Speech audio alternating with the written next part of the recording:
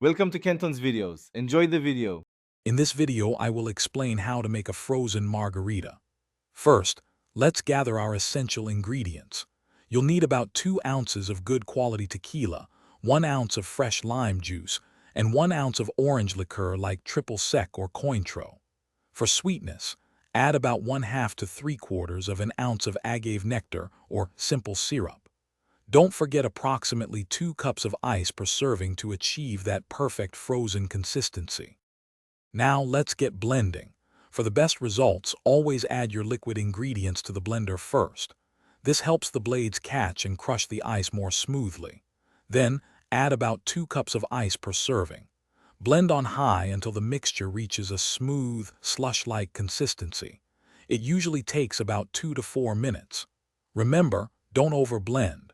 Stop as soon as it's perfectly smooth to prevent it from becoming too watery. Want to get creative? You can easily customize your frozen margarita. Try adding about 1/2 cup of frozen fruit like mango or strawberry to the blender for a fruity twist.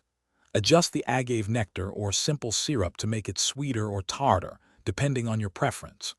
You can also swap out the orange liqueur for cointreau for a smoother taste, or even use mezcal for a smoky, adventurous flavor profile.